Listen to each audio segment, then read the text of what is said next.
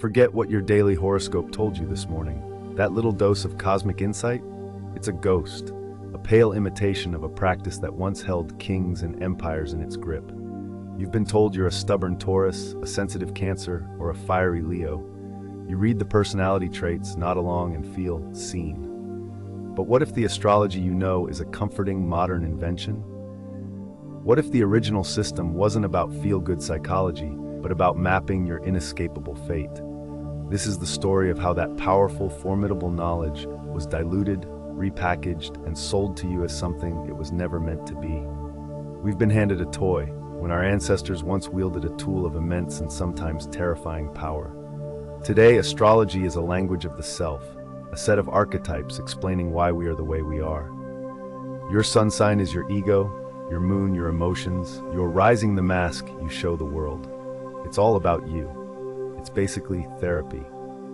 Modern astrology is tangled with psychology, talking about potential, challenges, and personal growth. It's designed to be empowering, giving you a sense of control. This approach exploded in the 20th century, pioneered by figures like Dane Rudhyar. Influenced by Carl Jung's work on archetypes, astrology got a major rebrand. It pivoted from concrete predictions to a symbolic language for the soul's journey. A birth chart was no longer a fixed blueprint, but a map of the psyche, a tool for self-actualization. This new version was personal, popular, and palatable. It gives you permission slips for your behavior, a vocabulary for your feelings. It's a celestial life coach. But in the process, it stripped away the core of what astrology once was, choosing to comfort you rather than reveal your reality. To find astrology's original soul, we must go back over 4,000 years to Mesopotamia, long before its 20th century makeover. Early Babylonian astrology wasn't personal, it was mundane, concerned with the fate of kings and kingdoms. Priests tracked the planets as divine messages foretelling floods, famines, and wars. The sky was a tablet for the will of the gods. The seeds of personal astrology were planted here, taking root around the 5th century BCE. The art was then refined during the Hellenistic period, spreading through Egypt, Greece, and Rome. This is where horoscopic astrology, the individual birth chart, was truly forged. But it was nothing like today's version. Hellenistic astrologers were mathematicians and philosophers. They used complex systems of houses, the 7 visible planets, and intricate calculations to map a person's life. Their primary focus wasn't character, but praxis, the concrete events of a life, wealth or poverty, health, family, and the manner of one's death. Their worldview, steeped in Stoicism and Platonism, wrestled with fate and destiny. A birth chart was a snapshot of your allotment in the cosmic order, your fate. They used Time Lord systems to predict when potentials in the chart would activate, mapping periods of fortune or difficulty. This wasn't vague interpretation, it was a sacred science of time. So how did we get from that predictive system to today's You're a Scorpio soundbites? The decline was gradual. For centuries, traditional astrology was a scholarly pursuit linked with astronomy and medicine. Then came the 18th century Enlightenment. The universe was seen as a mechanical clock, not a living cosmos. Astrology lost its place in universities, written off as superstition. It didn't vanish, but it went underground. The great trade-off happened in the late 19th and early 20th centuries, with the rise of modern psychology. Thinkers like Carl Jung framed astrology not as an external force, but as a symbolic system born from the human mind. This gave astrologers like Dane Rudhyar and Liz Green a framework to reformulate the practice.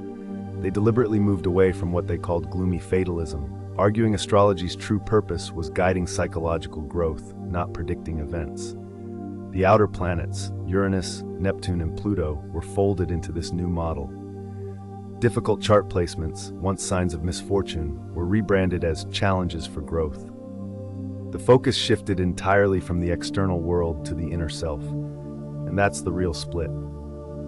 Modern astrology is preoccupied with your private self, your feelings and potential. It asks, how can you work with this energy? It centers free will, promising you're the captain of your soul. Ancient astrology was concerned with your public self, fortune, career, reputation. It operated on the premise that much of life is fated. The question wasn't, how can I change this? But what must I prepare for? This might sound terrifying, but it wasn't seen as pessimistic. Knowing your fate offered a way to live with dignity within the life you were given. Some even believed in a negotiable fate, where your choices mattered in how you met your destiny, even if the major themes were set. The modern system is popular because it's comforting. It sells self-improvement, telling us our challenges are just opportunities. The ancient system is confronting. It suggests you aren't a blank slate, but a soul born into a specific pattern with gifts and limits.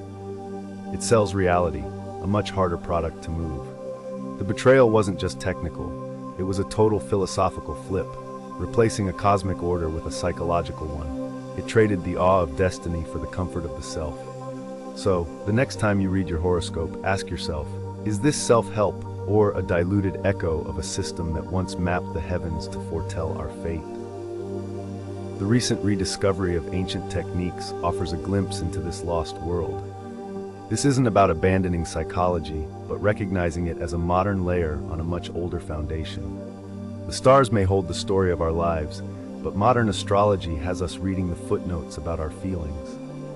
The betrayal is that it taught us to look inward so intently, we forgot to look up and wonder at the story of our destiny. To keep exploring the unfiltered wisdom of the cosmos, subscribe for more hidden histories. And let me know in the comments, does the idea of fate scare you or empower you?